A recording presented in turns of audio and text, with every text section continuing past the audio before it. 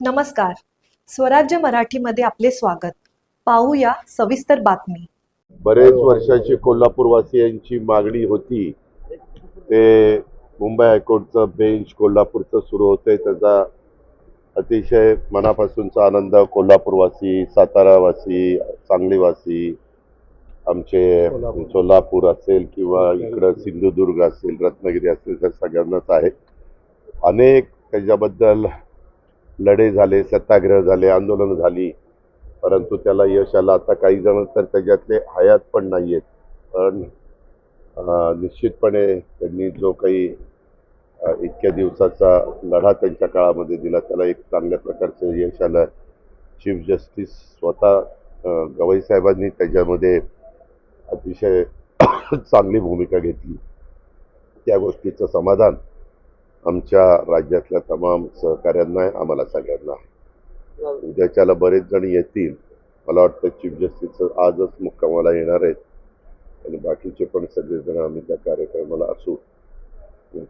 एक चांगला कार्यक्रम आणि ह्याच्यामुळं कोल्हापूर शहराला एक वेगळं आगळं महत्त्व प्राप्त होईल. कारण नाही म्हटलं तरी एवढे मोठ्या प्रमाणावर इथं मॅट्रे चालतात, लोकांचं येणं जाणं चालतं. आजूबाजूच्या जिल्ह्यातले पण लोक त्या निमित्ताने येणार, लॉयर लोक मोठ्या प्रमाणावर इथं त्या ठिकाणी राहणार, अशा पद्धतीनं आहे. बाकीची कोल्हापूर परिसरातली जी विकासाची कामं आहेत, मी मला वाटतं पुढच्या 25 तारखेला सोमवारी येणार आहे.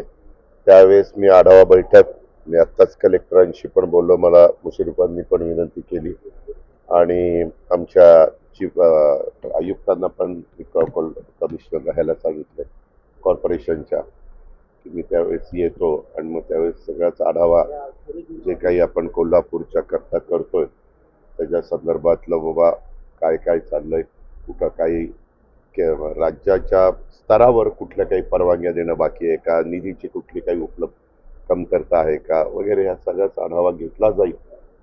त्याच्यातनं जे प्रश्न अधिक गतीनं मार्गी लागणं गरजेचं आहे ते लावण्याचा प्रयत्न आम्ही सगळ्या प्रशासनाला विश्वासात घेऊन करू. राष्ट्रवादी पक्ष सुनील तटकरेंनी हायजॅक केलाय का असं रोहित पवारांनी सवाल उपस्थित. पक्षात काय करावं हे बाकीच्यांनी फुकटचा सल्ला द्यायची गरज नाही.